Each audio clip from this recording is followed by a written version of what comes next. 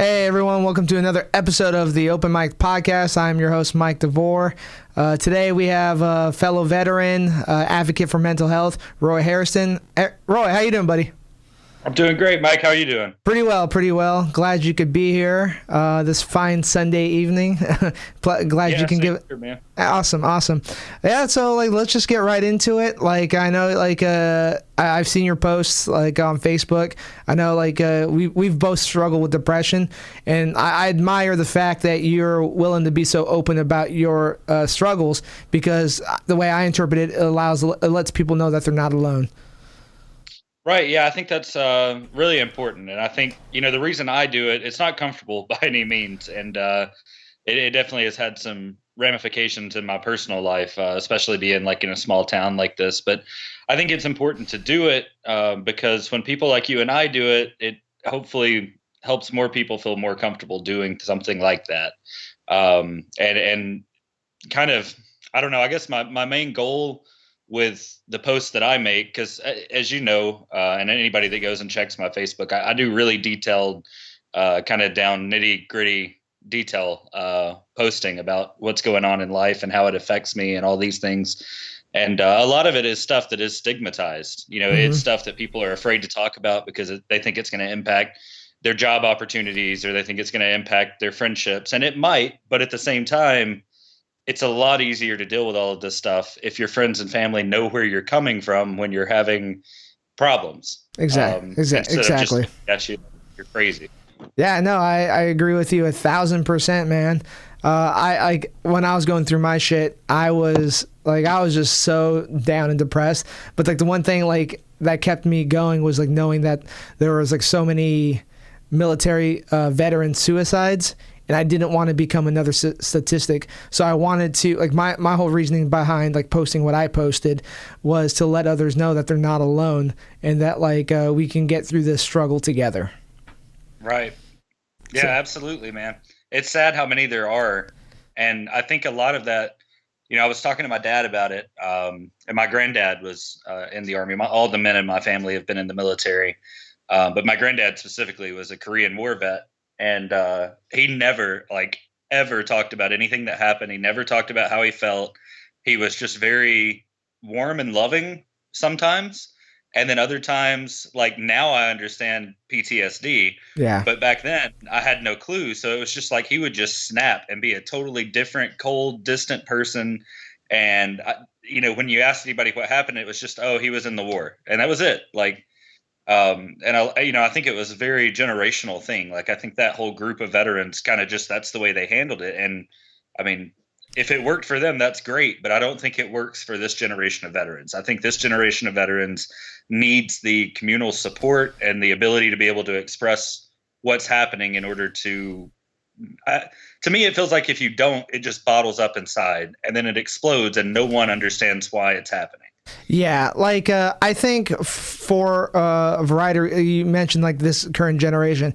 I always felt and we don't have to get too into this, but when I was in the Navy, I always felt that we were pressured to do more with less, and that adds anxiety. That has so much stress, especially the type of jobs we had where were required top secret clearances, and just your job is so important. So I don't know about you, but I carried a lot of that when I first got out. Oh, and also too, when you get out, you lose a sense of direction, because you spent the last X amount of years following orders, structure, knowing when and where you're supposed to show up, and all of a sudden you're free to go, and that causes more stress and anxiety.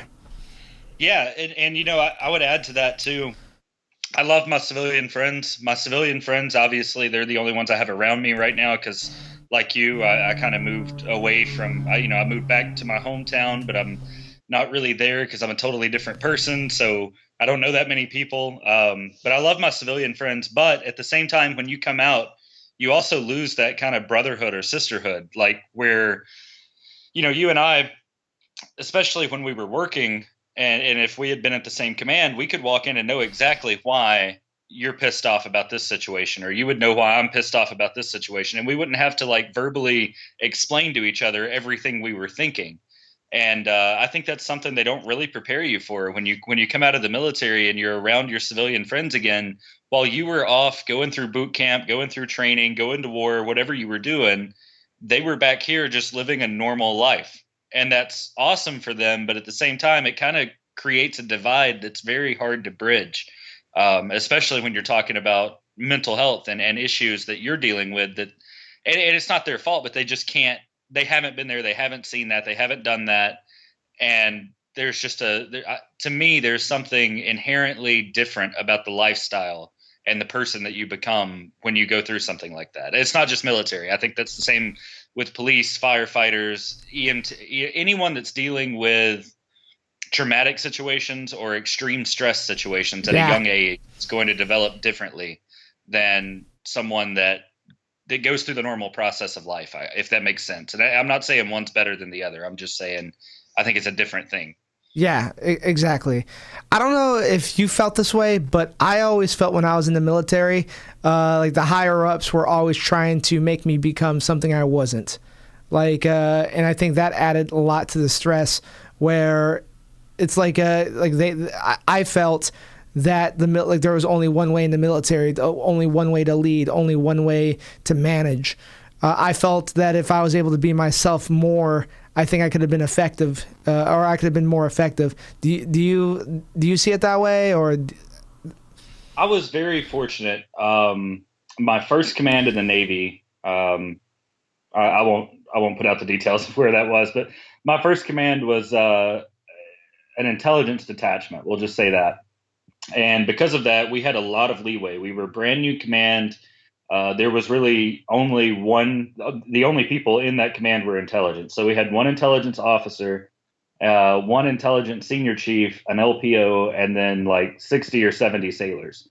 Um, and all we did was, deploy from that shore-based location out to ships when they started deployment, and then we flew back to the shore-based location at the end of deployment. And because of that, I didn't get the typical command structure, but I did get a lot of kind of the opposite of what you're saying, where it was just dropped on my lap, like, hey, this major world event is about to happen and we have to prepare for it, and here's a big binder filled with pages, figure it out.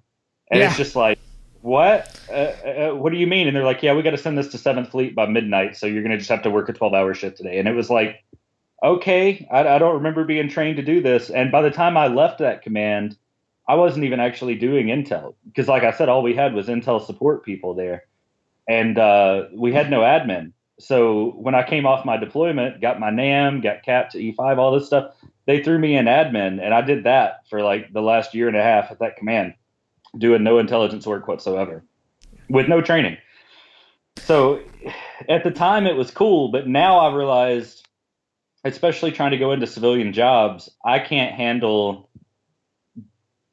I don't know how to put it because I haven't really figured it out myself, but there's something different about working in a civilian environment. I guess one, I can't yell at them and tell them how much of a fuck up they.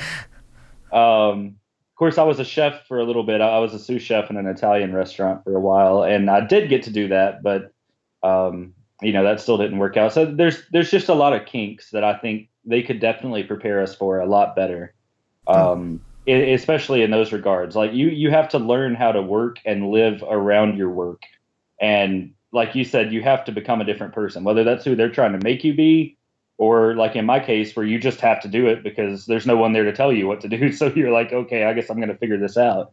Um, but yeah, so I guess my situation's kind of opposite. Sorry if I droned on there a little No, bit. no, you're fine. That's all I want to hear. Like I want to hear your story, your personal, just your personal story. With that being said, we don't have to talk too much about being in the Navy, but like, how's life been post Navy, post military? Man, I my last command, I was an instructor at the Strike Fighter Weapons School in Virginia, just teaching butter bars, basic intel stuff, and I hated it. Could not wait to get out, and then I got out, and I still remember the day. Like I picked up my DD-214. I'd been through TAPS class. I had this plan. I was going to come home. I was going to go to work. Um, I had a job lined up in the intel industry, and that kind of fell through. So I was like, all right, well, I'm going to go back home. I'm going to get some technical job. I want to work with my hands. I don't want to be in an office anymore. And I did that. And I got a job almost right away working for Dish Network. And that was the first time that I noticed something was off, but I thought maybe it was me. Like, not me as in my mental health, but me as in like maybe I'm just lazy, maybe I'm a piece of shit, like something like that. Because like I was finding it super scary to wake up in the morning, like just basic shit, like just setting my alarm the night before I would go to work the next day. I was having a small panic attack, and I had no Wow. idea why. The job wasn't that hard. I was just running cable. I mean, it couldn't be more simple. I literally, my job was to load cable up into the back of a van, drive out to someone's house, crawl up under it or get up in the attic, and just run the cable and hook that up, and that was pretty much it. But I was having like full blown panic attacks at 5 a.m. every time my alarm went off for no reason that I could figure out other than I'm just a lazy piece of shit, right? And of course, being a good Southern man like I am, I didn't go get help. Despite my wife telling me I should go get help and my friends telling me I should go get help, I thought, no, I'm just going to not be lazy. I'm going to suck it up. I'm going to go do this. Because, I mean, that's military training right there. Like, hey, Yeah. just suck it up. Embrace the suck, right? So that's what I did. I tried fighting it with that same military mentality. Like, I'm going to just keep going. I'm going to keep doing it. Just going to not, I'm not even going to acknowledge anything's wrong. I'm going to power through this. And I did that. I've been out of the Navy since 2016, and I've had 6 jobs. Wow.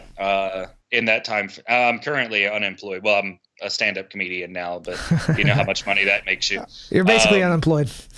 yeah, I'm a professional joke maker who is poor.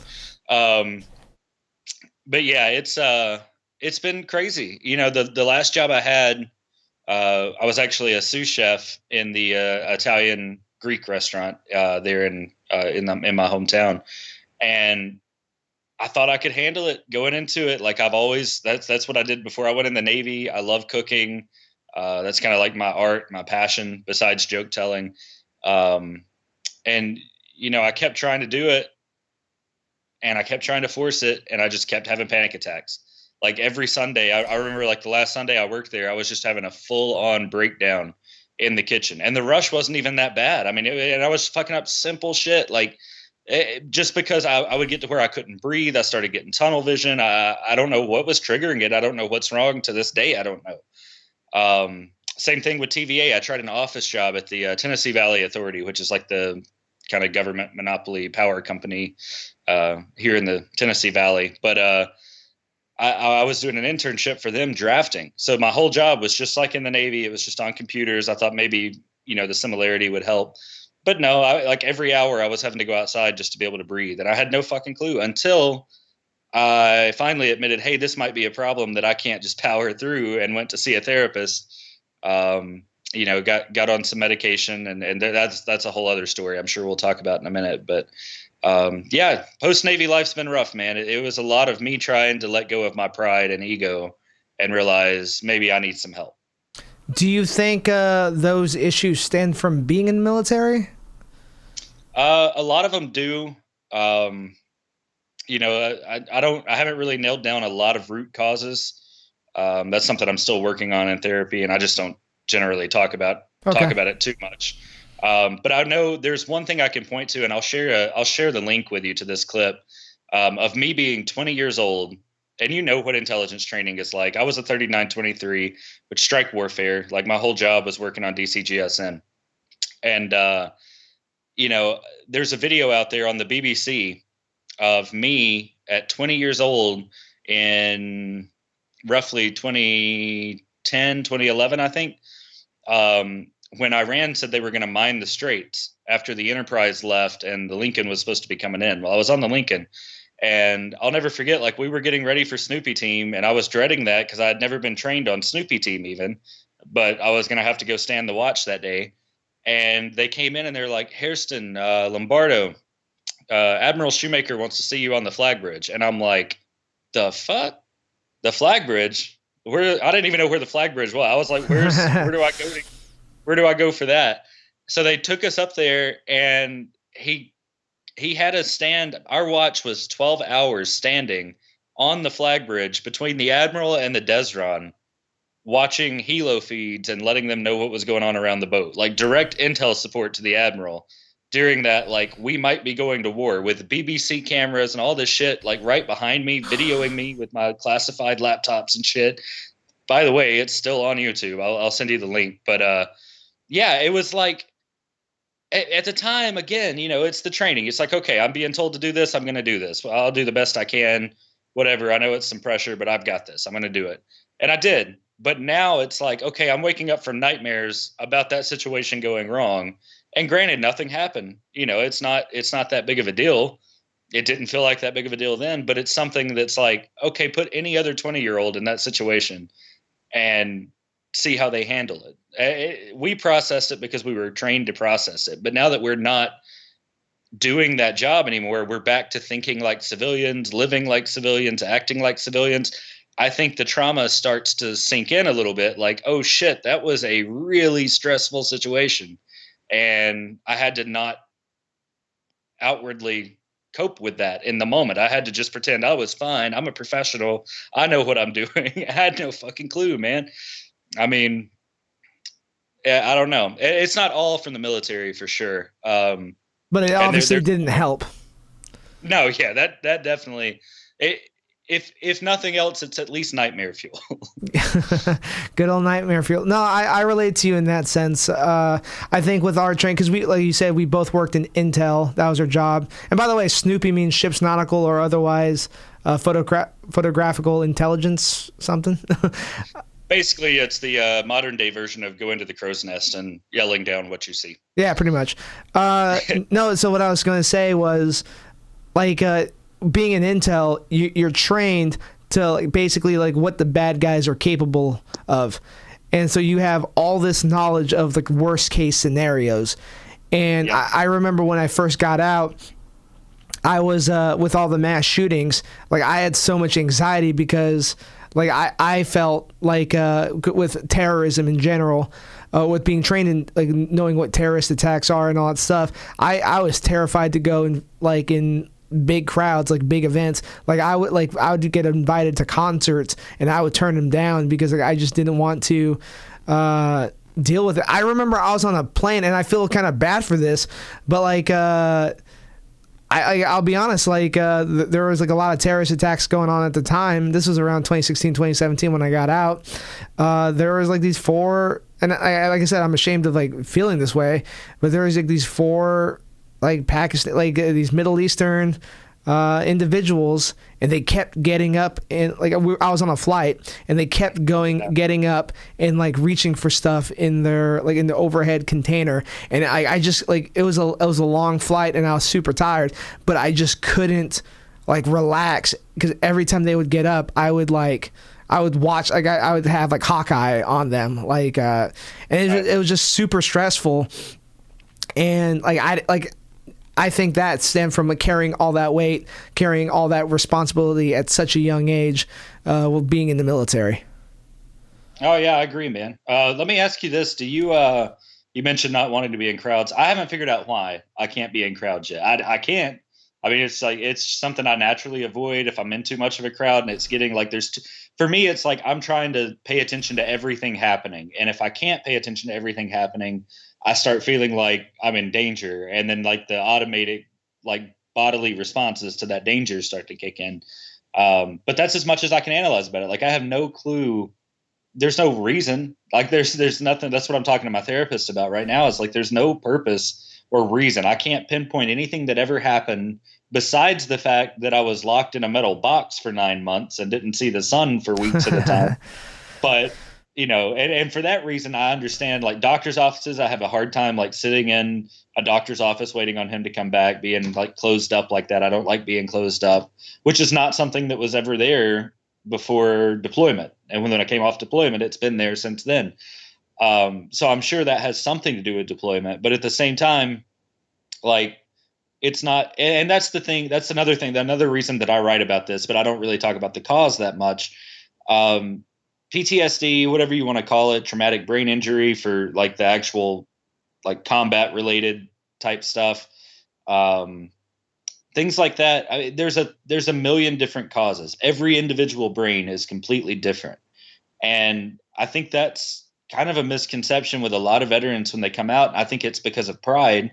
And like we talked about, like our training, like, oh, we can handle anything, whatever. You come out here and you think you can just power through that. But the truth is, you don't understand it. I don't understand it.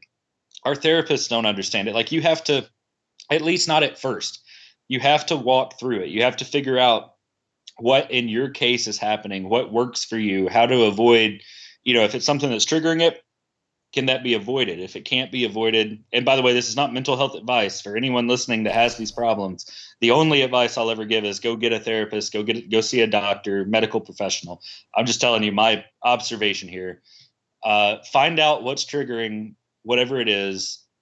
Figure out if you can afford to avoid that or not, and if you can't avoid it, figure out some way to interact with it in a healthy way. Yeah. So that's really what I've spent. Well, as you know, the end of the year last year, I ended up in a medical facility, like in a hospital in the VA, and ever since coming out of that, that's when I started posting. It's when I've started working on, number one, being honest with myself, and that means being able to tell myself when I'm doing a good thing and commend myself, because sometimes that's really hard with depression or anxiety.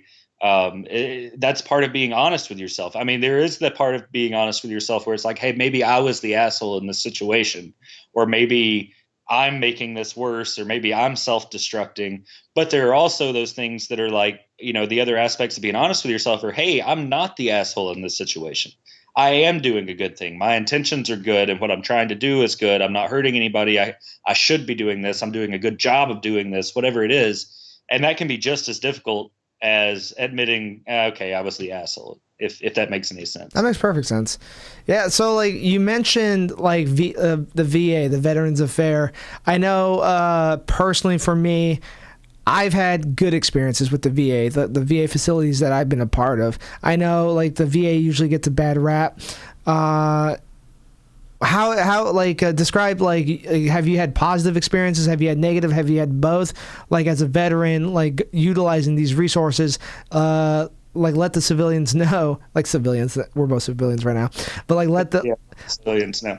Like just give us an insight as to like your experience with the VA. Okay. Well, it's definitely a mixed bag. Alabama has a notoriously bad VA system. I'm not sure why that is, but it just, every veteran around here I talk to are like, yeah, man, if you can get to Tennessee, go to Tennessee. If you can get to Georgia, go to Georgia.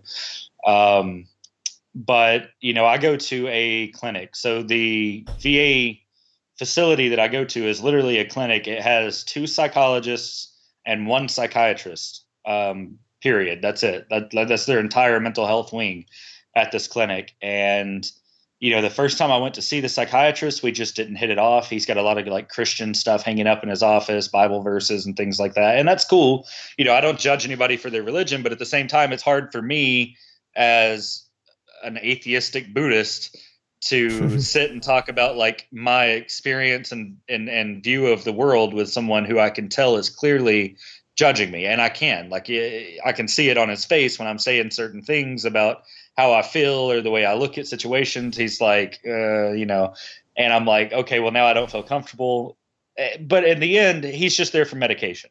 So as long as the medication's working out, that's fine. The real problem came in. He put me on, I think I was trying Prozac.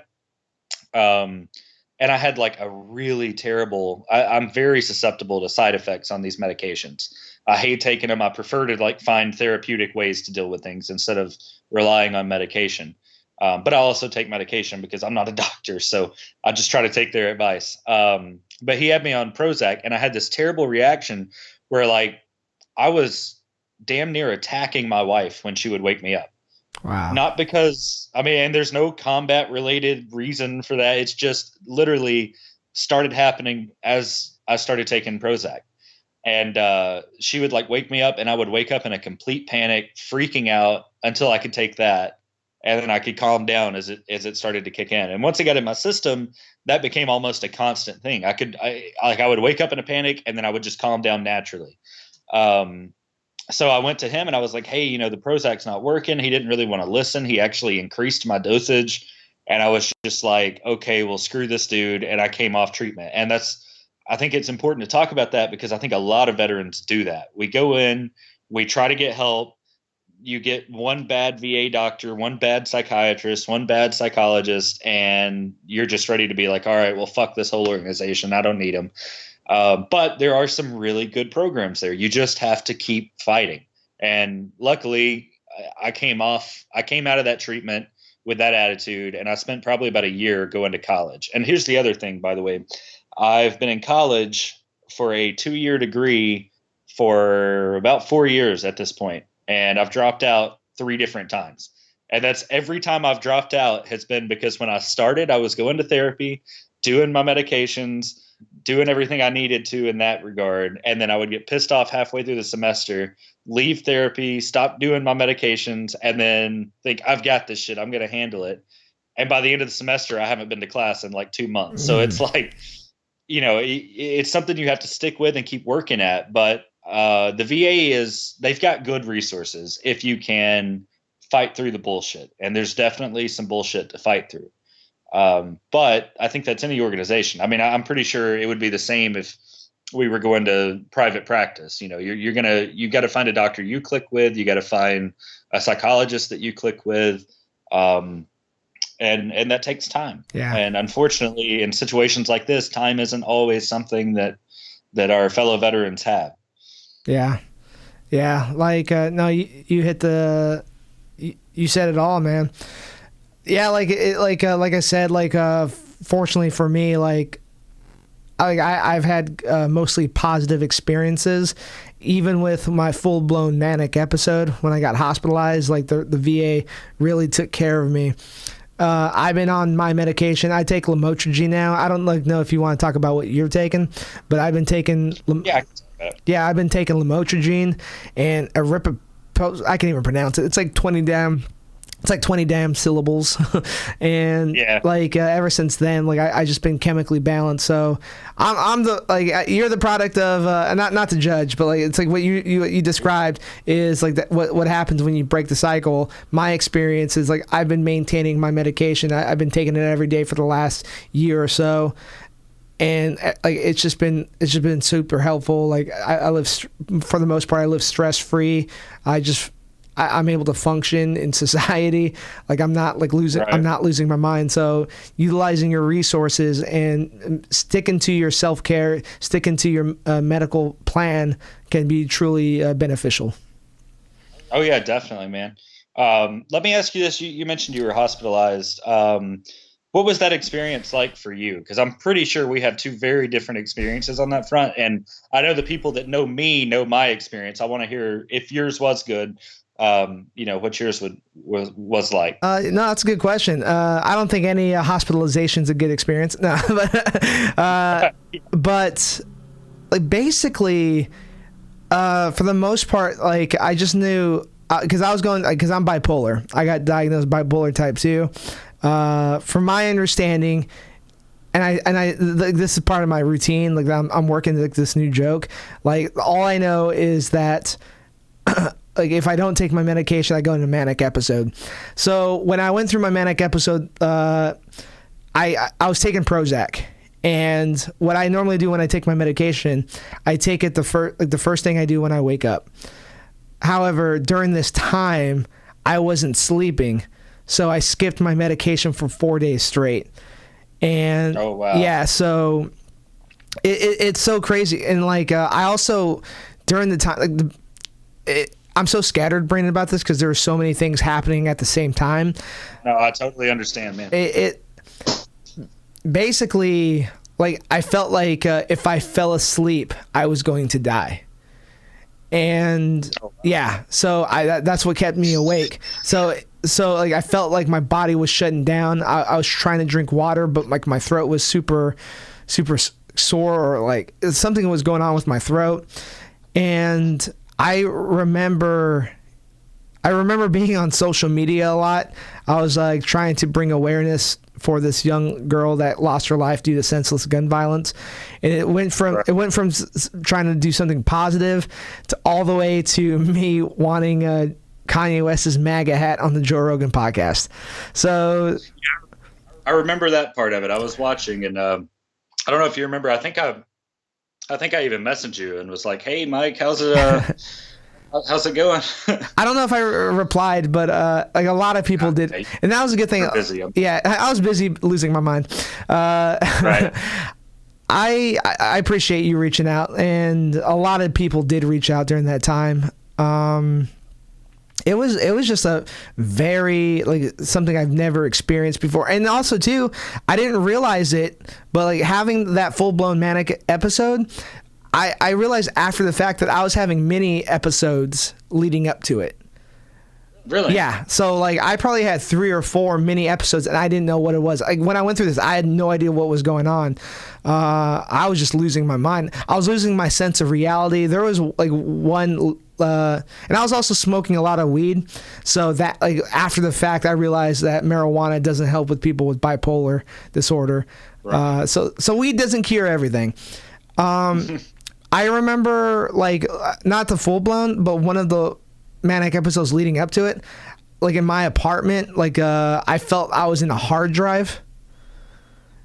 Yeah, it was like because I kept hearing construction noises all around me, so I just thought it was like the sound, like like mechanical, like computers, like the hard drive makes when it's loading something. So I just felt like I was losing my mind. I didn't feel safe leaving my apartment or leaving my room.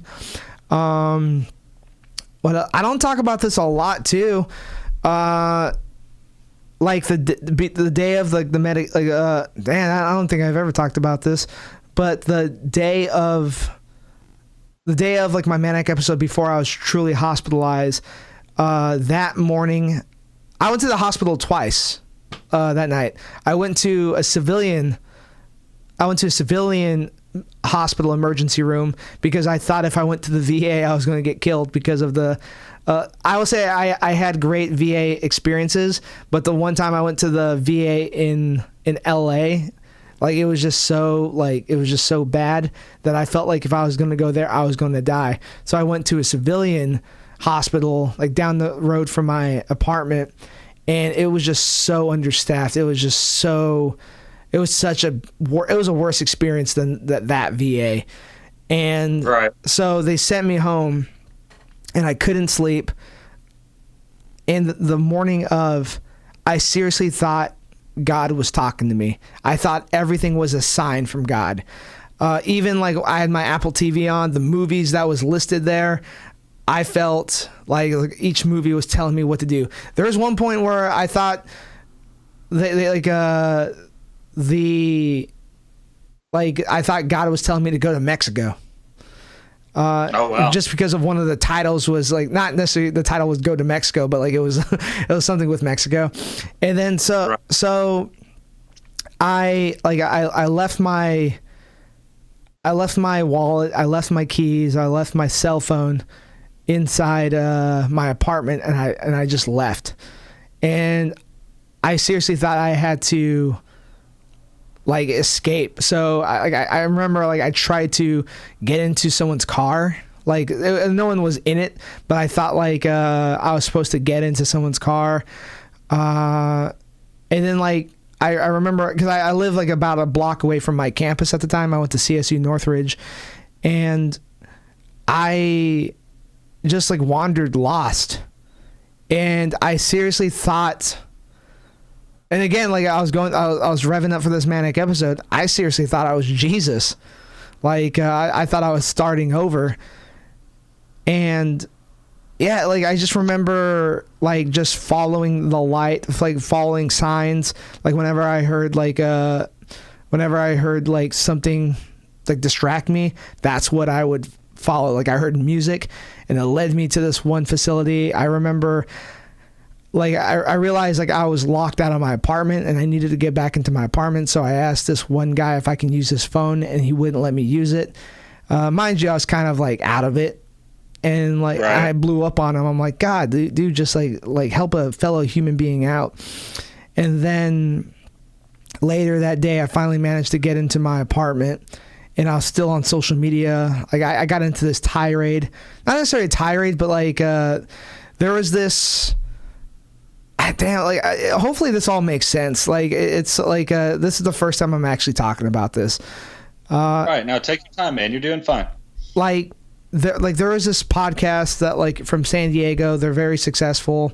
I don't want to say the name of it, but like at the time when I was on the social media tirade, I was trying to maximize my reach. I want to see how much like one person is capable of, because I felt like we live in a society where like we're not like people, like I think we're conditioned to think we're not as big as we think we are.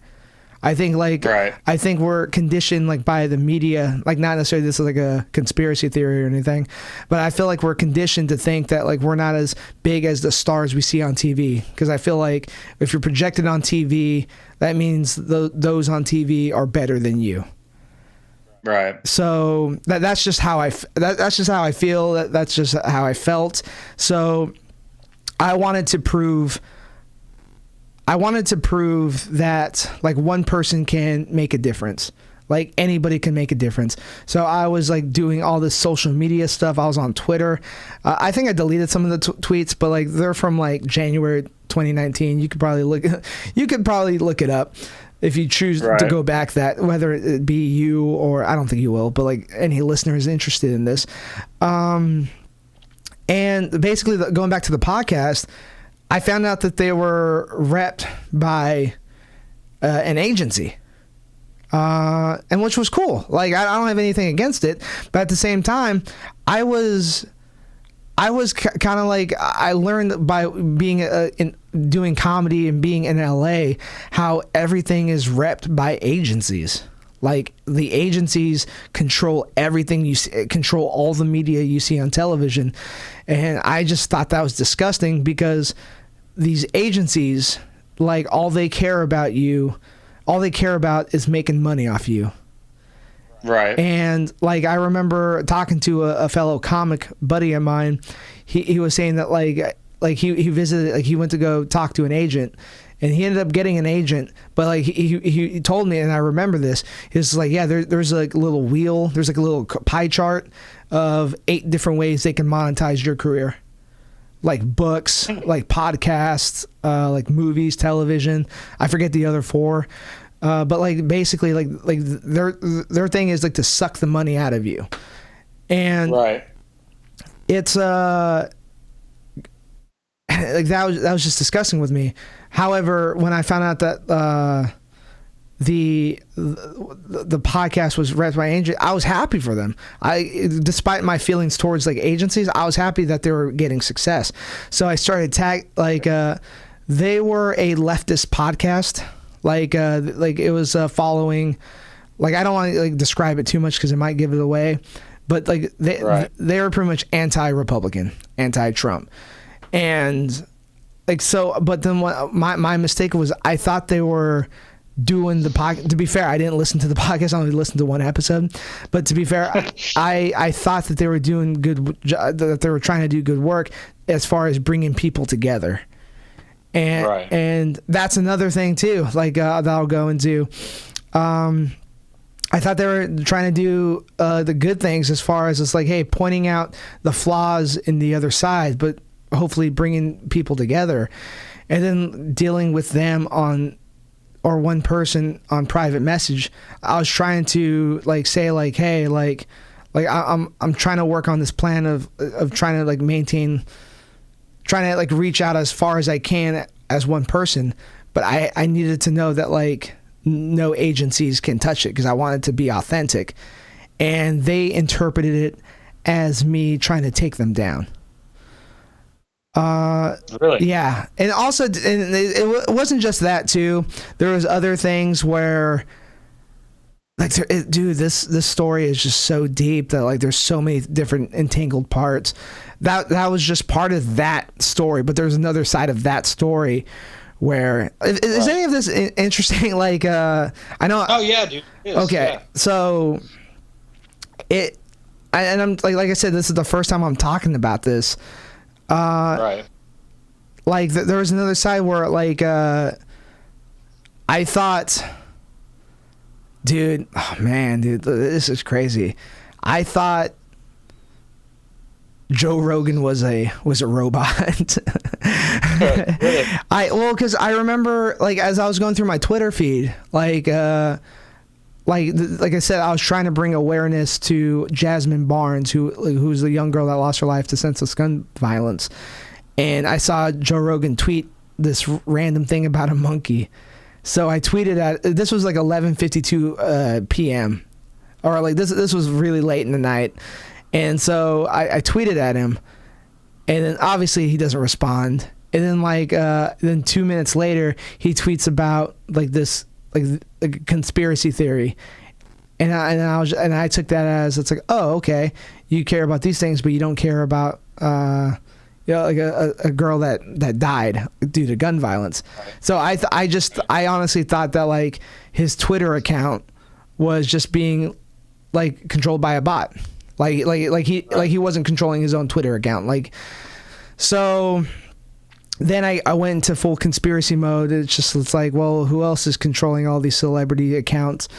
And I remember seeing like a fellow comic who, it's so hard to describe without saying, like, without it being like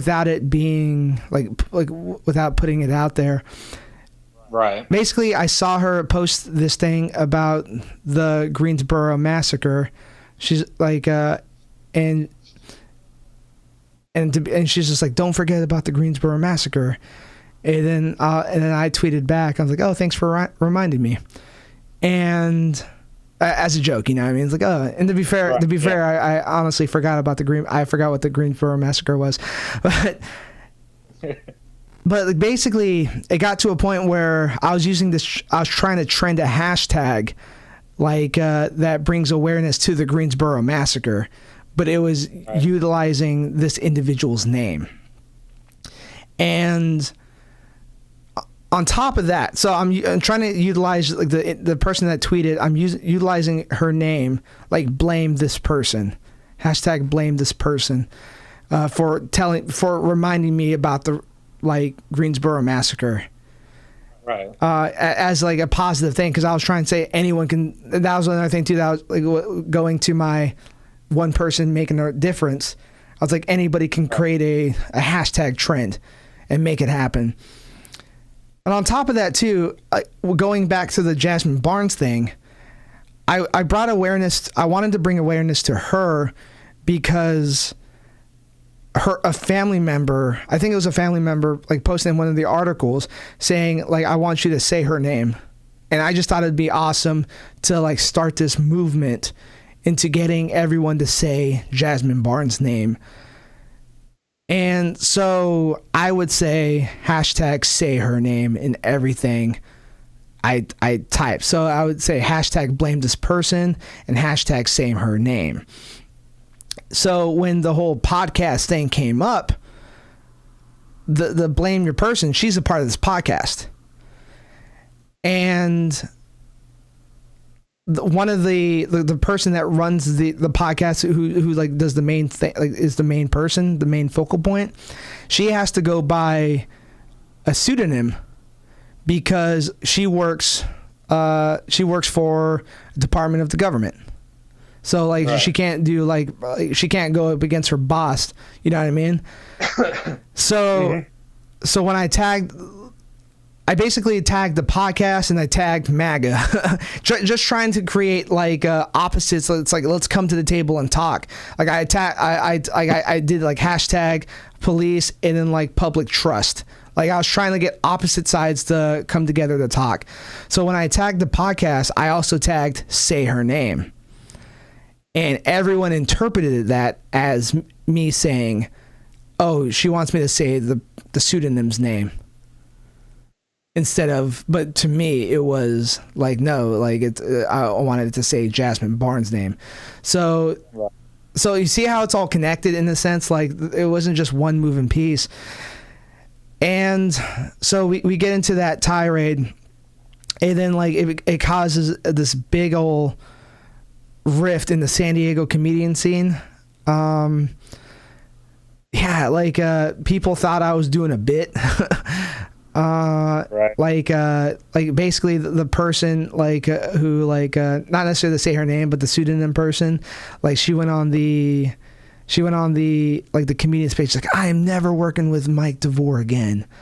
And then everyone's like, whoa, what's going on? And then she like showed all the screen capture. And mind you, like we were private messaging all the time. And I was trying to like, no, this is for a good thing. Like I'm trying to bring awareness, but I can't tell you what it is because it like if you know what I'm trying to do, you're not like if you know what my end goal is. What's up? Like it would taint it if she knew. Yeah, exactly. So I felt at the time that I had the reputation of being a really good person, just trust me, like that type of thing. But it then to my credit, I guess like obviously what I learned is like if you fuck with people's money, that reputation goes to shit. Yeah. And which I didn't mean to, like you know what I mean, like that wasn't my intention, but that's what happens. So they go on this tirade, and then like it blows up in the San Diego comedy scene, and I'm still like creating all this stuff. So now like it goes from her, from my understanding, it goes from her like saying I'm never working with this person again to try and save face. It's like, oh, this person needs help. Let's let's contact the loved one, whatever. And then cops show up to my apartment, and I guess to do a welfare check. And man, like I said, like hopefully this all is, to me it's all connected, but like it. No, it's making sense. Okay, doing good. And then so cops show up to my place, and like, or another thing, going back, another thing that like I was trying to accomplish too was like I felt that people are unhappy with their lives because they're not doing what they want to do. And I was thinking, it's like, what if everyone, like what if everyone pursued what they wanted to pursue, how much better of a world we would live in. Right. Like that's what I truly believe. So when I went to the hospital, I found like I would ask everyone that I encountered, like every nurse, I'm like, why do you do what like you do, like, and they were like someone would be like, oh, it's a job, but like some people would be like, oh, because I want to help people. And then I would fucking be like, fuck yeah, like this person is exactly where he needs to be right now. The person, the final like hospital or the physician or mental health therapist that saw me, I was trying to explain to her like what was going on.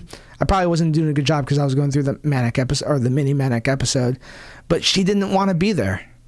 Like here's someone who like my life is on the line, and this person doesn't even want to help me out at a facility where you're supposed to help people out. Yep. So that got me like, well, I want to be able to, like, if my life is on the line, like, I want to make sure that people are there to, like, I can trust someone like that's going to do their job in that position, whether it be police, whether it be like hospital or firefighters. Like, I just wanted to like make sure, like, what if like everyone was doing what they wanted to do? So that was another thing that I was trying to accomplish too, was bring awareness to that. So there's so much to unpack here. And the thing was, like, another thing that I wanted, like, because I was living in LA at the time, I wanted to go back down to San Diego, but I didn't feel I was in the position to drive, like, which makes sense. I was losing my mind. Like, the last thing I wanted to do is locked inside a car by myself for like 3 hours driving south to San Diego. Right. And so I thought, like, you know, it's a funny thing. I felt like if you tell people what exactly you want, people think you're crazy. Oh yeah. Like, and because I remember, this all ties into like the whole cop thing showing up to my place, but like I remember like Elon Musk on the Joe Rogan podcast. He was like, Joe Rogan asked him, it's like, whoa, what inspires you to like build a hole in like LA to like start drilling? Like what was it something like inspired you? And then Elon Musk was just like, I just wanted to drill a hole. I just wanted to. Ignore my No worries. Sorry about that. Everyone's watching it right now. So, all one viewer. No, so like Elon Musk was like, I just wanted to build a hole. And to me, that was inspiring because I was like, oh, this is why Elon's like a multimillionaire, because he just has this simple concept. So when I was going through that whole social media thing, part of the reason why the whole Kanye West and MAGA hat came up was because to me that was like that MAGA hat was a sign of hope. Not necessarily MAGA hat in general, but Kanye West's MAGA hat was a sign of hope to say, it's like, hey, if you set out for a goal, like that's no matter how big or how small, like imagine like accomplishing that goal. Imagine if I did get Kanye West's MAGA hat on the Joe Rogan podcast. How cool of a story would that have been? But it obviously didn't happen. So like, so basically, going back to just being like just telling people exactly what you want, cops showed up and they're all questioning me, and I told them, I'm like, yeah, can I just get a ride down to San Diego from the cops because I don't feel safe to drive myself? And they're like, why don't you just drive yourself? I'm like, I'm not in a position to drive myself. Like, I'm just asking public safety. Like, you guys are cops. Like, can you drive me down? And they're like, oh, we're not equipped to deal with that. And I'm like, why not? And they're like, well, we're undermanned and like we're stretched so thin, which goes back to being in the military, where I was saying like you're supposed to do all this stuff with little resources. So like, do you see the common like thing here? Like going back to the hospital, they're like it was so undermanned, understaffed that like, it was hard for them to do their job with limited resources. And so like the cops eventually ended up giving me a ride to the local VA. Like they're like, hey, we can't take you there, but we will give you a ride to the VA. And then I go to they drop me off in front of the VA, but they don't escort me inside. And I take that as it's like, oh, they don't care about me. They're just like, oh, they just did their job and went about their day. And that's when I like go on Instagram Live, and by this time social media is blowing up. Like everyone's like hitting me up, everyone is like trying to reach out at me. I remember my ex-wife was like because she called and I told her I'm outside the VA, and she was just like she's like just go inside, and I said I will only go inside if you tweet at Kanye West to give me. If you tweet me and Kanye West, or tweet at Kanye West saying, can you give It's Mike DeVore's your MAGA hat on the Joe Rogan podcast? So on top of telling people what I want, people were reaching out in words. They're like, what do you need? Like, you're not yourself. And I was telling them, like, just tweet at Kanye West, which goes back to like, I'm trying to make a big movement here. Like, just tweet at Kanye. But everyone keeps thinking it's like, oh, I'm nobody. I'm this little person. There's no like Kanye West is up here. I'm this person right here. And we're so connected with like the internet. The fact that you can just like tweet at Kanye West, like, hey Kanye West, like what, like you know what I mean? Like you could just reach out to somebody. Like we're that connected. But people think there's that status like that we're so far apart that like that we're like at the low level, and I'm trying to prove that we're not. So people were like reaching out to me. One comic, like one of my mentors, reached out to me, and he was just like, when it came to the whole like comedy side of it, he was just like, you know, the one thing you want to like protect is your reputation. You don't want to have this reputation. And like at this, like, and that was the worst advice they gave me, because at that time I was like, the last thing I gave a fuck about was my reputation. I'm like, I'm losing my fucking mind right now. Like telling me to worry about my reputation. Fuck you. And so like I was screaming into my cell phone on Instagram Live, and then this like security guard he showed up, and like he was just like, hey, is everything cool? And then that's when I went from being angry to being chill, because I was like, hey, like I'm on Instagram Live, And I'm like, do you mind? Like, he's like, and I ask him, I'm like, hey, I'm live right now. Do you want to be recorded? And he was just like, no. So I respected his decision. You know what I mean? Like, I didn't want to put his stuff out there. So I kept it on me. And I asked him, I'm like, hey man, like, why do you do what you do? Like, why'd you become a security guard? And he was just like, or why'd you want to be an armed officer? Because he was like the VA police officer. He's just like, I want to help people. So I'm like, perfect. Like, so you see the common theme here. It's just like, I just wanted to be in a position where my life was on the line and people were in the position where they want to be because they wanted to be there. Right. So I go into the VA. Like, sorry if this is like taking up a lot of your time. Like, no, you're good, man. I am going to slip outside and grab a cigarette. But I'm no listening. worries. No worries. So I go into the VA and like my therapist, she was there, and like my doctor, my primary care physician was there, and they recognized me right away. They were like, oh, this guy is way off his baseline.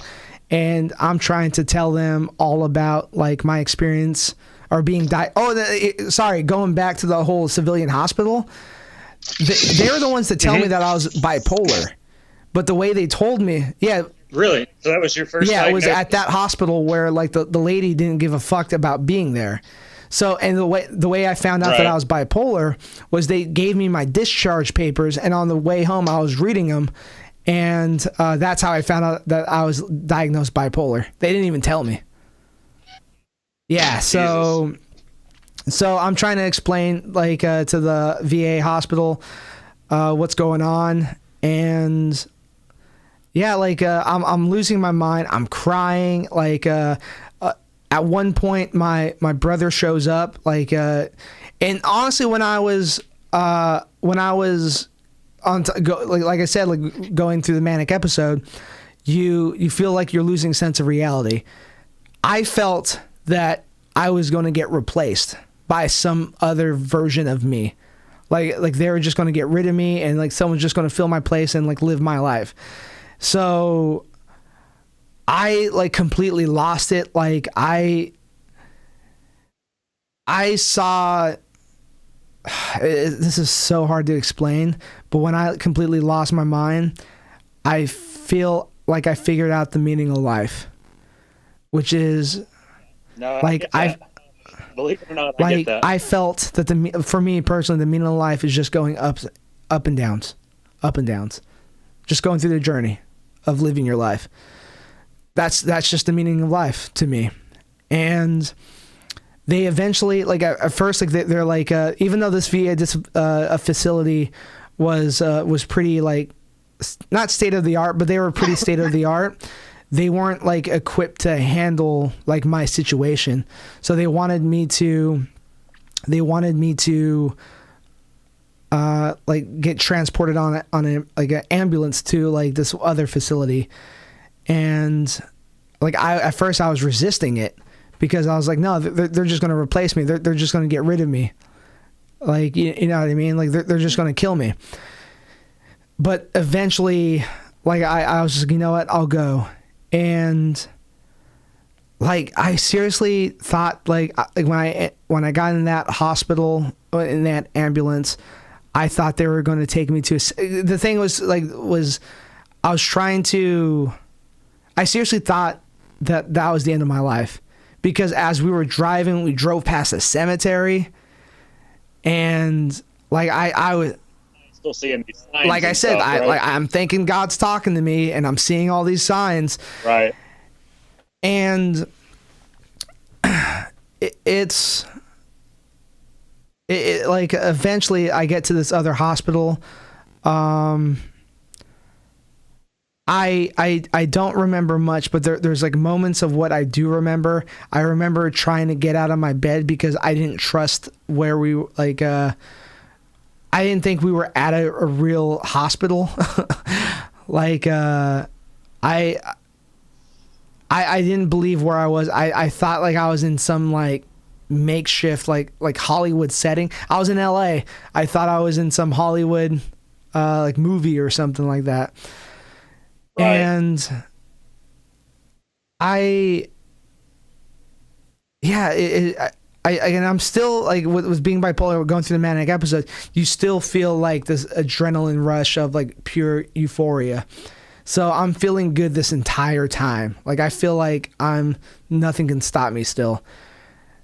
And then eventually they transfer me to this other facility where I don't know if it's the same facility. I just don't remember, but I remember like they monitor me for like 2 or 3 days, and like eventually they send me home, and like I go and stay with my brother for a few weeks. And at the time too, like me and my brother weren't like we weren't really talking, but like that whole incident like taught me a lot of things. It taught me like who would be there for me. I thought like basically like the people that I thought that were going to be there for me weren't there for me. The people like that I didn't think that was going to be there for me came through for me. So like that taught me a lot about life.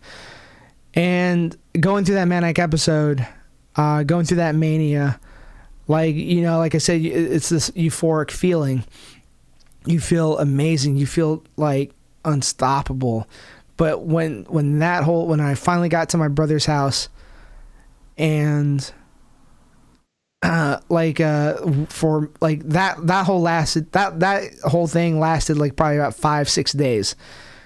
My like the low point of being bipolar, that lasted for months. Like feeling depressed all the time, feeling like just death is around the corner. You hear stories of, and when you're going through this stuff, like I have a bit mixed feeling about like when they announce when someone dies, or like when the veteran commits suicide. It sucks like to know that it does happen, but also I feel when it comes to depression, it can be contagious. Like they're oh yeah, like that's another thing where I like that I'm scared about with depression is I think it's contagious, because you could be feeling low and then you're like, oh, that person killed himself. Maybe like that sounds like a good idea for myself. My whole thing was, what prevented me from killing myself was the fact that I wanted to live. Like I want to live. Like I want to live my life to the fullest ability. But what got me through all of that were the people that I've seen, like not necessarily your post, but other people would post their stories about going through depression, feeling pretty low. And like to know that I wasn't alone, that's what saved my life.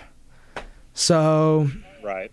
Sorry, I'm moving around so much. By the way, my arms are getting like tired. No, it's giving you. So for anybody watching, that's no, that's fine, dude. So no, you know what? I think I don't know. I don't want to cut you off. Shoot, I just lost you. Hang on. I'm not trying to cut you off. I just wanted to throw in there while you were talking about that. For when I tell my story here in a minute, remind me about that part in particular, the way you feel with the wanting to be alive and all that, because I've got something with my story that I think is fairly relevant to that. But go ahead and finish. I'm sorry, I just wanted to, because I'm bad to forget. That's fine. I might forget too, but yeah. But like part of the like I said, like I look at those posts that people make as far as like telling their story. I look at it as beacons of hope. Like I look at it as, it's like, hey, you're going through a dark period right now, but like you're not alone. Here's a sign that shows you like, hey, like we're going through this too, but this is how we express ourselves. This is how we get through this depression. And I saw all those signs in not only Facebook posts, but like in art, like in movies and music, like being a creator myself, like being a screenwriter myself. Like I see, like it goes back to like me wanting to know why people do the things they do. Are they doing it because they just want the clout? Do they just want the attention for it, or do they just want the status, or are they doing it for the sake of like that's what drives them, that's what they want to do, because that's what they need to do. And when I feel like people are being authentic and people are doing the things because they need to do it, that's when that's what I gravitate to. So Right. yeah, that was the first time me explaining that entire thing. I don't think I covered, and the thing is, I don't even think I covered everything. There's still more to unpack, but Well, and that's the thing with things like this, and that's what I was saying earlier. It's so complex, and you can't understand it in the moment because you don't. Even though you're living it, you don't have the full picture, especially when you're not stable like that. A lot of stuff seems like it's fine when it's not, and some things seem like they're super fucked up when they're really fine. And that's why, like, I'm such a big proponent of like getting help, going to therapy, going to see a doctor, staying on medication, because if you reach that point, and if you're finished, I'll go ahead. Yeah, and go just for it. go Go into for it. my I'm done. story. Yeah. I know. Okay. We have a lot of things in common, surprisingly, because I think my issues and yours are different in some key ways. Like I don't. Of course, if you ask my friends, they think I have manic stages, but it's nothing like that for me. Like what they would call me being manic is nothing like that. And that's why it's so frustrating for me because they can't see in my head. All they can see is my actions. And when I'm having a good day, the person that I really am comes out. And the person that I really am is high energy, extroverted, like, stage presence comedian. Like that's who I am naturally.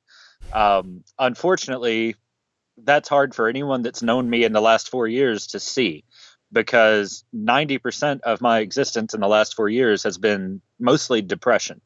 I mean, there's the PTSD stuff that I'm starting to realize now, but really it's been mostly depression. And in that depression, that's where we have some stuff in common. Like the whole wanting to just see people doing what they're doing because they want to be doing it.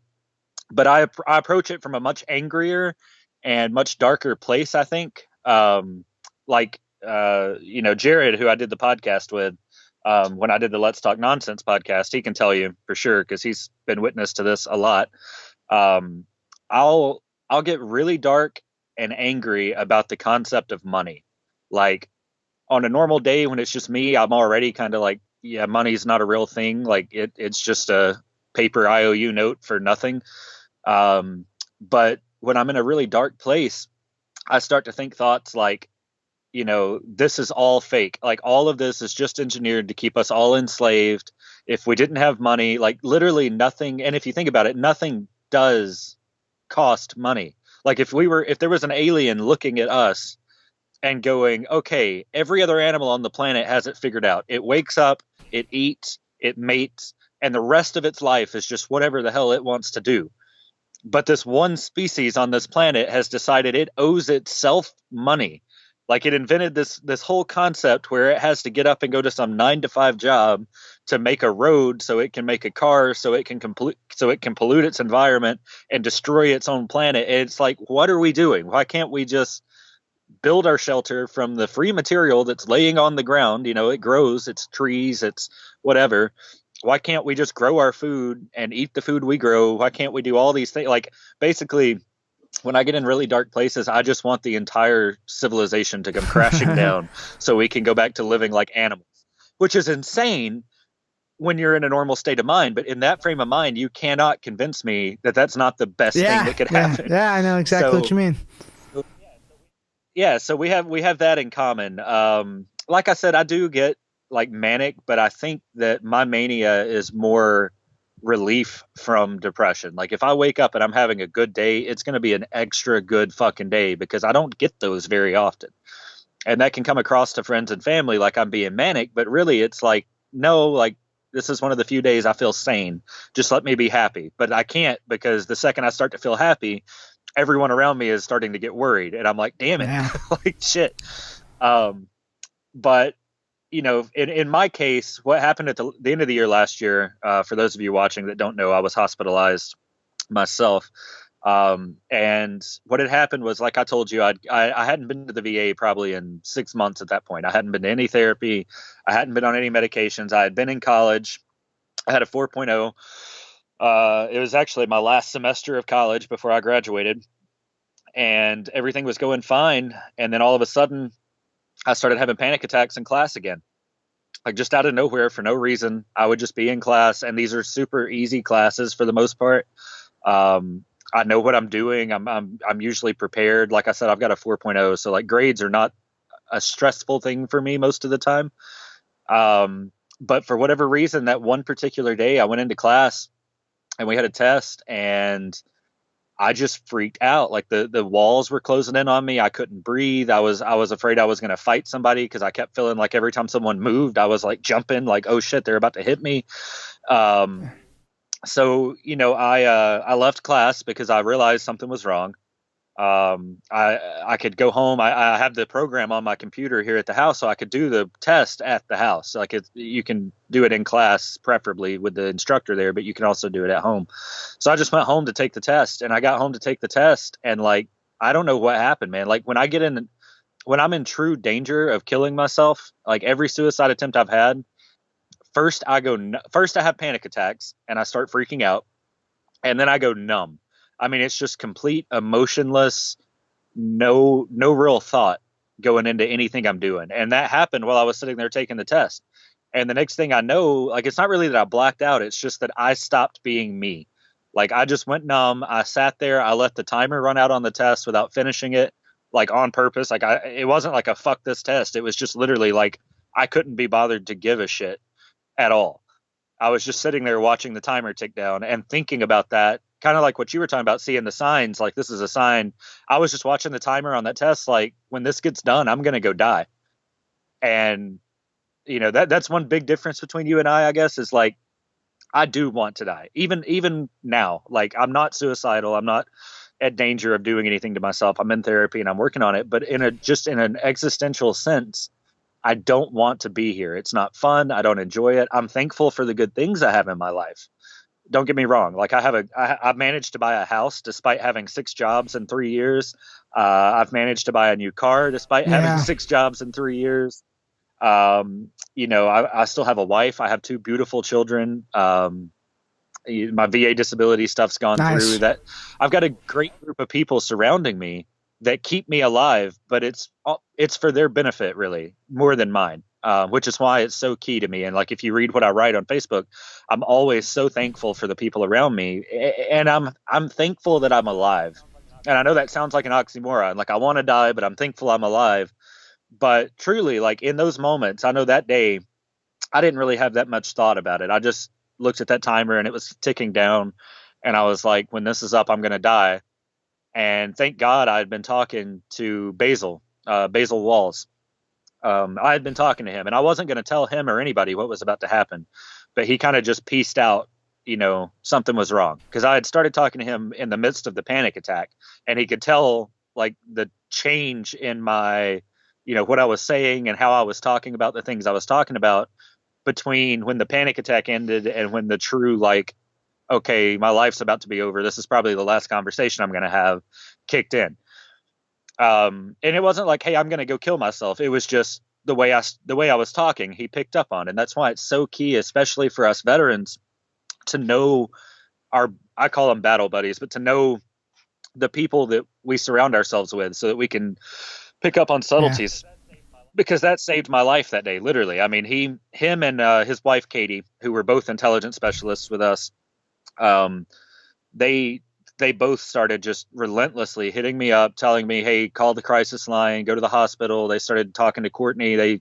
He reached out to a couple of other people that he knew I would listen to. And they started contacting me. And like, at some point or another, I found myself actually standing in the kitchen about to do it. And they finally, like 5 or 6 different message threads going on, begging me to stay alive, begging me to go get help. Nobody within driving distance, nobody that could actually do anything. But, all of these people caring finally broke through that numbness for just a split second. And that's all it took. And I like broke down and started crying. I started texting the crisis line because I couldn't talk on the phone. And this is where it gets kind of fucked up. And I don't want to discourage anyone from using the crisis line. So that's not my intent here. This is just my story. It plays out differently with each individual scenario. But, I started talking to the crisis line, and they deduced how close I was to death, and said, look, you really need to be in an emergency room right now. Is there anybody that can drive you to the emergency room? And I was like, no, I'm fine, whatever. And they kept going, and they were like, look, well, we're either going to call the cops and have them come pick you up, or you're going to go, they called it emergency personnel, but I mean, let's be honest, it was going to be the cops. We're either going to call the emergency services or you're going to have to go check yourself in. So I was like, okay, but I don't want to be committed. Like, if I go check myself in, can I leave when I want to? Because a big thing with me is being trapped. I mean, like, I have nightmares every night, and they're always about being imprisoned or being stuck in a boat that's sinking, or being stuck just in a room somewhere. Like, it's all either that or all my friends and family and loved ones coming to me and telling me that I'm complete dirt and that I don't deserve to be alive and that I can never see my kids again. So, like, I was like, look, if I go to the hospital, that's fine. I know I need help, but at the same time, I don't want to be locked up. And she's like, no, you won't be locked up. I promise. Just go check yourself in. As long as you check yourself in, you can walk out whenever you want to. I was like, all right. So I drove like 2 hours to the Birmingham VA just so I wouldn't be in a civilian hospital, because I know the VA and I know people within the VA that can help me if something happens. So I drove like 2.5 hours to Birmingham. Checked myself in at the emergency room down there. My wife met me and came down with me. And, they were like, well, we don't have any beds here in the emergency room. Do you mind if we transfer you to Tuscaloosa, which is like another hour further away from my house? So at this point, I'm 3.5 hours away from home. But I'm like, yeah, I don't mind. You can transfer me. So they put me in an ambulance and took me to Tuscaloosa. And it wasn't until like they buzzed me in. It's like a normal hospital ward. They got the badge to go in the door, but I just assumed that was like for security purposes, so people can't just go in and out, without authorization. But I get in and they've got this other gigantic metal door that's exactly like a fucking prison door. And I was like, where the fuck am I? And these nurses come out and they hand me the scrubs and they're like, all right, well, you have to go in the bathroom and change. This guy's going to follow you in. He's got to give you a cavity search and all this to make sure you don't have any, paraphernalia or anything on you. I was like, the fuck he is? Like, I walked in here because I'm sad. I'm not, if I wanted to smoke, I wouldn't have came. Like, and she was like, no, he's got to go in there with you. I was like, no, the fuck he doesn't. And she's like, well, he's coming in there. And I picked up a chair and threw it at him. And I was like, I dare you to fucking try. Because at that point, I'm back to panic. And now I'm angry on top of being in a panic state. So, like, I'm in full on, like, fight mode. Threw a chair at him. They brought a doctor in. It was like 3 a.m. on Saturday morning at this point, and they called in a doctor to literally sedate me. And I woke up about 12 hours later, not knowing where I was. Had another panic attack, and they had to like break it to me, like, "Hey, you're locked up in this mental ward." And I was like, "Okay." I went into survival mode, and I was like, "The only way I'm getting out of here is by proving to them that I'm stable enough to be out of here."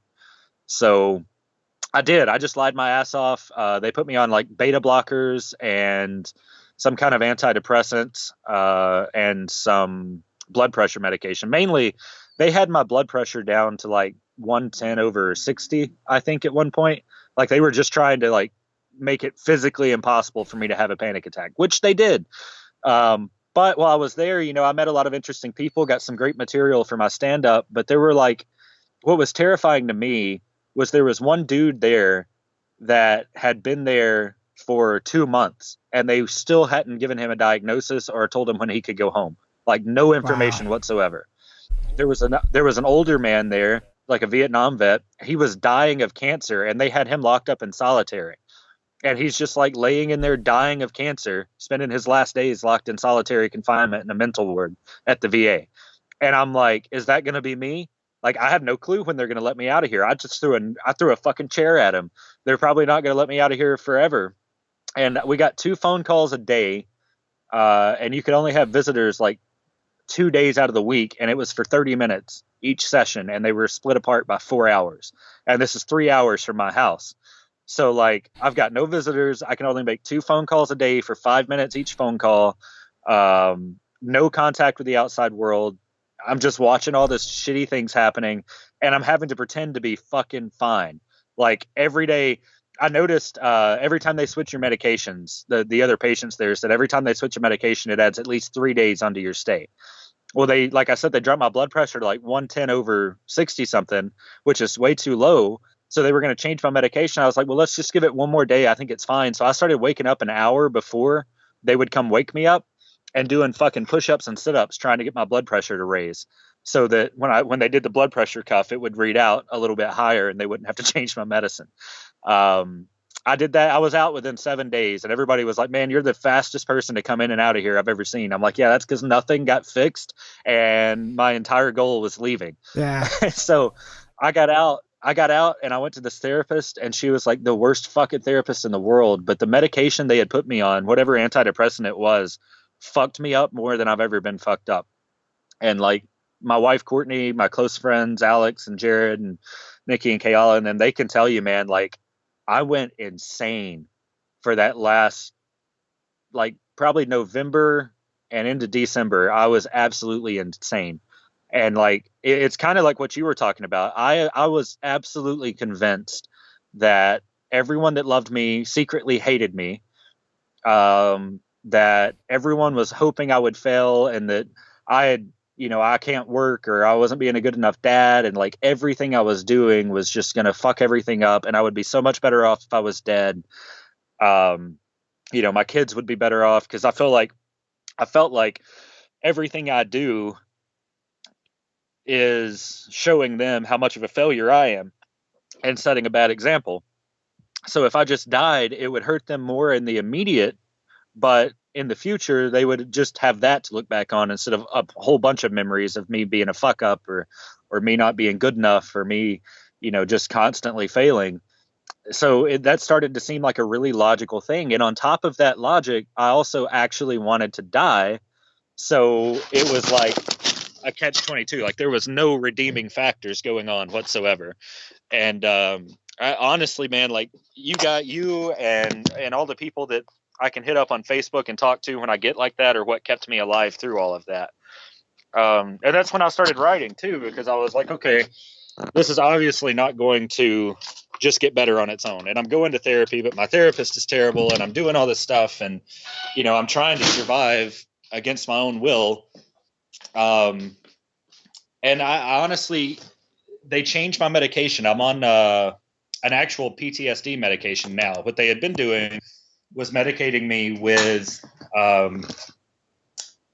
antidepressants. And I finally like got fed up with the VA clinic and went to another one, like just called them and was like, because the suicide prevention team at the VA, which is an amazing resource. If you are a veteran and you're watching this and you're suicidal, I would recommend your first step, even before you start therapy, is to call the suicide prevention team through the VA. Because these people are actually dedicated. Like they don't see patients.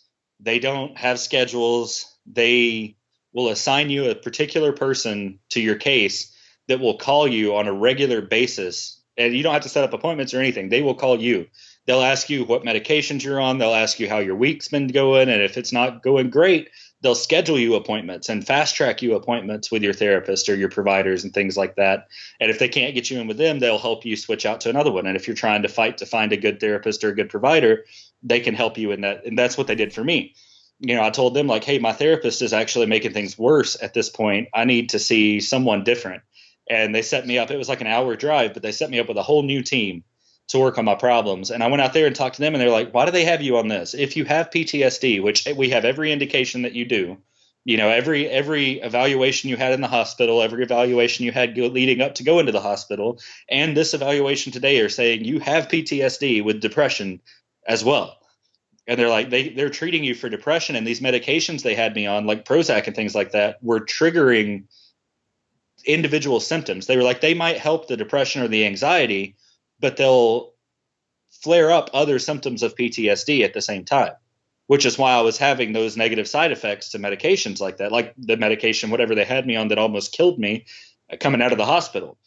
It was side effects that were amplifying other symptoms of PTSD. But I had never been diagnosed with that, just like you. Like nobody had ever diagnosed me with that. I think my fucking discharge papers from the hospital were hilarious. They said cannabis dependency, because I told them I smoke like every now and then when I'm having a really bad panic attack. Sometimes I would rely on that, and they listed it as a cannabis dependency. That was the only thing they said was wrong with me coming out of that hospital. And the provider there in Gadsden even laughed at it. She was like, no, like, I don't, first of all, I'm not even sure that's a thing, but second of all, that's definitely not what's wrong here. And she put me on, I wish I could think of what the name of it. I'm terrible. My wife has to help me remember what medications I'm on, but she put me on something specifically kind of tailored towards PTSD treatment. And all of a sudden now I'm like you, like I'm on these medications. I have no trouble staying on these medications. There are some side effects, but they're not nearly as bad as the symptoms would be if I weren't on the medication. Whereas every other medication I had been on in the past, the side effects were as bad, if not worse, than the symptoms I had been experiencing when I went on that medication. So my path was a little bit more rocky, and it's still rocky. I mean, luckily I found comedy, because that's been like, doing stand up has been the best therapy I've ever had. I know we're so far apart. I'm over here in Alabama and you're way out there in California. I'm in Washington right now. One day. Oh, nice. One day we're going to end up on stage together. I promise, even if I have to drive all the way out there. But a lot of my set is based around either jokes that deal directly with like actual depression side effects in my life that I find funny, because I try to find humor in it, and that's what helps me find humor in it. Or they're like fantasy jokes where like the main joke has nothing to do with my life, but some little detail in there will be something about my life being the way I wished it was, and it just gives me that ability to like express like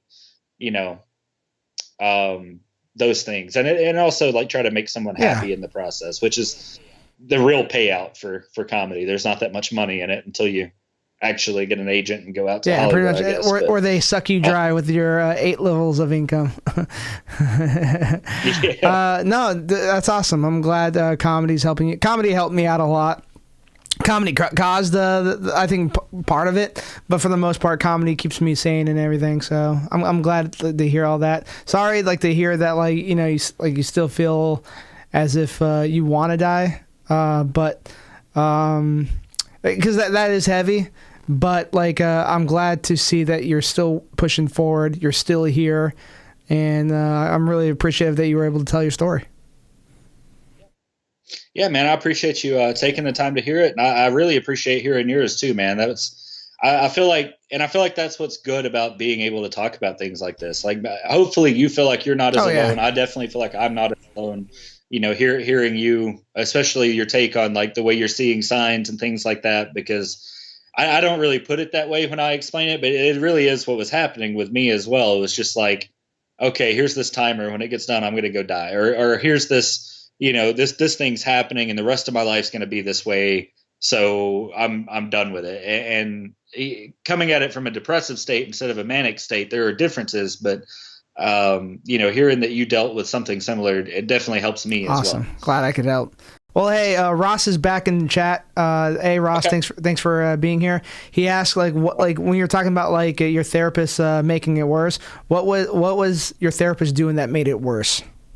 All right, so the main thing, and my wife actually, well, she probably doesn't want to be on camera. She's standing right here too, but she can back me up with this one, because I actually, the first few interviews I did with her, I felt like they were being overly confrontational, which when you're dealing with, especially being a veteran, you're dealing with confronting heavy shit. Sometimes things can get confrontational, and I get that. And I didn't know, I wasn't really sure if she was just trying to kind of force me to confront difficult things, or if she was genuinely being confrontational with me. But I knew that every time I left the sessions, I felt worse, and I felt like I had been in an argument more than I felt like I had figured anything out or made any progress, really. So at a certain point, I asked my wife to come with me, because clearly, like, this was right after coming out of the hospital. I was like, look, maybe I'm not sane. Maybe I'm interpreting this wrong. My wife's always been very stable. So I was like, why don't you come with me and you tell me what you think is going on? And sure enough, like when we left, my wife said, I think it might not be a direct quote, I might be paraphrasing a little bit, but she said, I genuinely thought you guys were about to get in a fist fight, like in her office, because like I would say things I can't remember off the top of my head right now because it was a while ago and I've had a lot going on. But I would just say basic things like, I don't believe. She'd be like, well, do you have a church anywhere? And I'd be like, well, no, I don't really have a church. I don't really believe in the whole Christian thing. And she would like look at me like with disgust. Like I could see it on her face. It'd be like, and I'm like, okay, like I just let that kind of slide. And then I would start to explain the way I'm seeing something, and she would confront that, which I expect a therapist to do. The therapist I have right now is amazing, and she will confront things like that. But the difference, I think, is I can tell with my good therapist now when she confronts the way I'm seeing something, she's confronting it from a place of like, I'm trying to help you see clearly. And you can kind of feel that intention there. Whereas the other person seemed to be confronting the way I see things as like, you're an idiot. Like that's what it made me feel like. It always made me feel smaller. It made me feel worse. It made me feel like the things that were being said and worked on. I remember one thing she said was, she asked me, say you were driving down the road and somebody was hitchhiking, what would you do? And I thought that was a weird thing to bring up because I'm like, what does that have to do with anything? But I'm like, okay, maybe I don't see where it's going.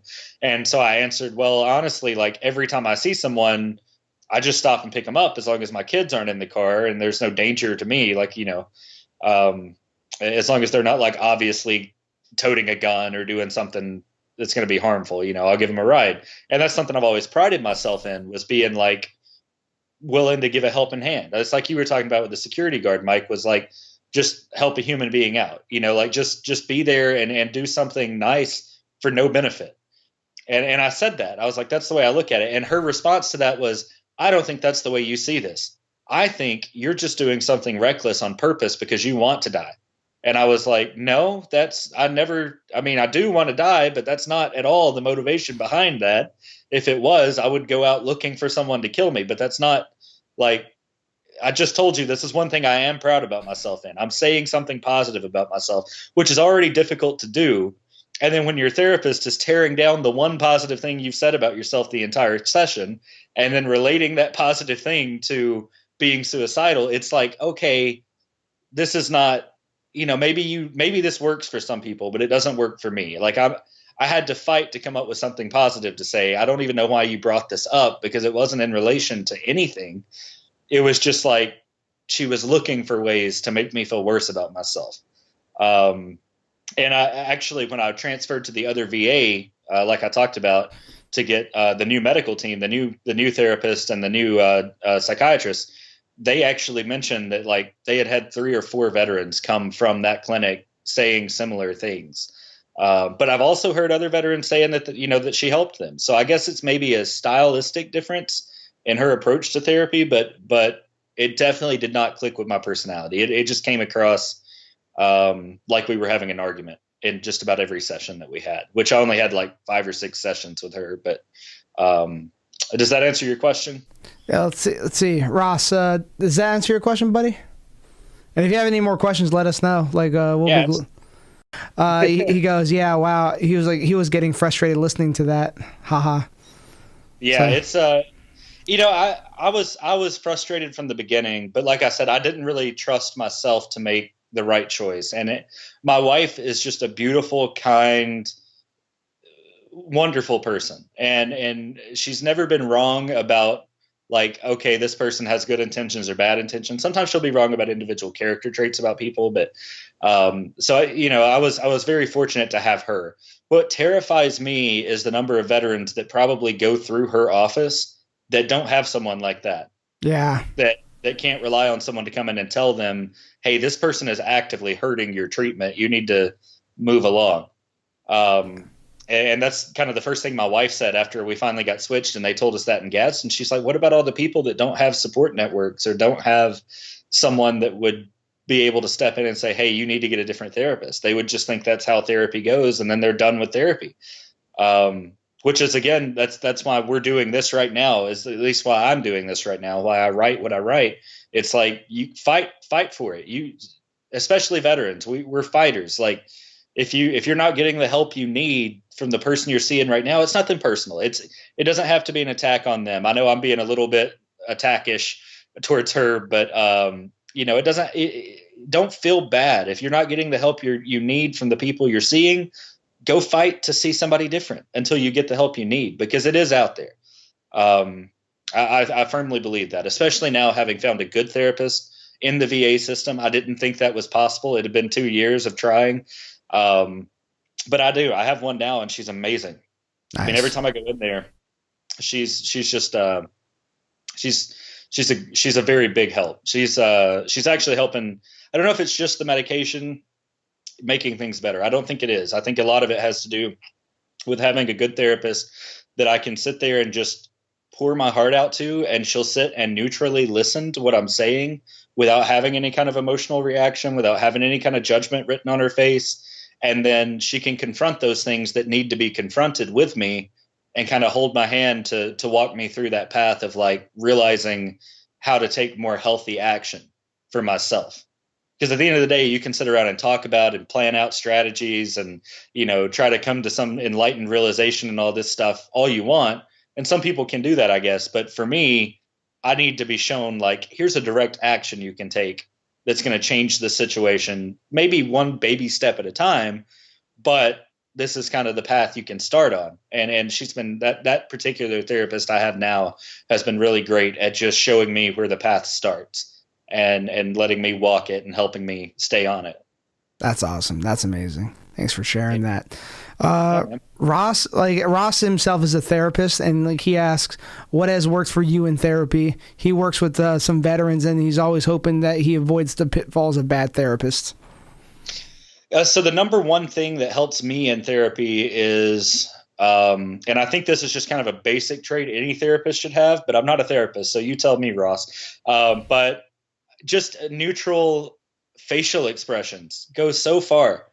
Like if I can talk to someone and I feel like they're genuinely listening and not judging what I'm saying until after I'm done saying it, it encourages me to open up, even if you've got to have some difficult confrontations. And my therapist has had to have some difficult confrontations with things I think about or the way I'm looking at something. But she never starts that confrontation until I'm finished expressing what I'm going through. And that makes me feel like I've been understood, even if she disagrees, even if, the way I'm trying to approach it isn't really the right way. And she's got to try to kind of correct my approach. That can feel confrontational, but it feels a lot less confrontational when you feel like you've been completely heard out before they start trying to correct things. So that's been really helpful for me. And then also, like I said, finding direct paths to action. That's the way I phrase it. But just, say, trying to think of something I do. So especially like when I get depressed, the best thing my therapist has ever told me to do when I'm in like actual trouble of committing suicide. And we kind of touched on this when I was telling my story. I do it naturally now, but I had to learn to do it. Is she would ask me to say 3 things I was grateful for. And you'd be amazed how nearly impossible it is to want to kill yourself while also acknowledging 3 individual things that you're grateful for. And if you can't find 3 things you're grateful for, then you have to ask yourself if you're being selfish, because just about everyone has something to be grateful for. I mean, you wake up, you can be grateful for that. You've got water to drink, you've got, food in your stomach, you can be grateful for that. And there are people out there, I realize, that don't have those things. I'm just speaking to like your typical veteran dealing with depression. In my case specifically, I've never not been able to find 3 things to be grateful for. And those 3 things I've had 4 suicide attempts, I'd say 3 suicide attempts. I think the VA has 4, but I would say 3 in the last. 4th one didn't count. Yeah, the fourth one wasn't really a suicide attempt so much as it was I disappeared. Like I jumped out my bedroom window, got in the car and drove 3 hours across the state, but I wasn't going to kill myself. So I don't count that. The VA does. But I've had 3 suicide attempts in the last 8 months. And those were all before I discovered that method specifically of finding the 3 things I'm grateful for when I feel that way. Since I found that method, I've come close a few times, but I've never actually had another attempt.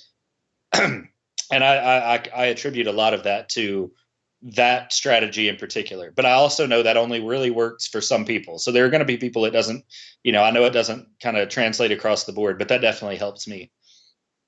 Man, well, thanks for sharing that. Yeah, Ross, do you have any more questions? Too bad you can't see the chat right now. Yeah.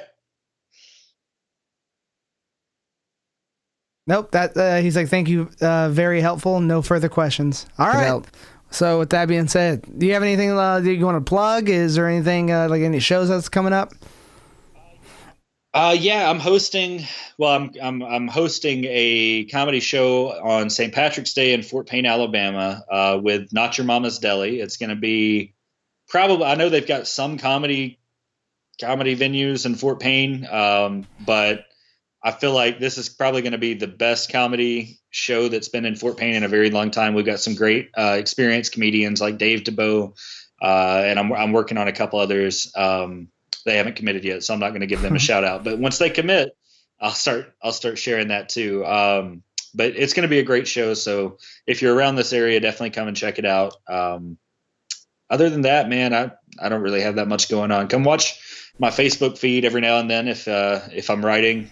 I'm not super regular with it, but hopefully it'll help you if you connect, and feel free to hit me up and we can talk about whatever you want to for anybody watching, dealing with any of this stuff. So. I'll probably get a link to your Facebook and I'll put it in the show notes down below. Yes, awesome. Good, man. Thank you so much for hanging out, man. And hey, you take care, buddy. I'll catch up with you soon. Later. You too. All right. Bye, man.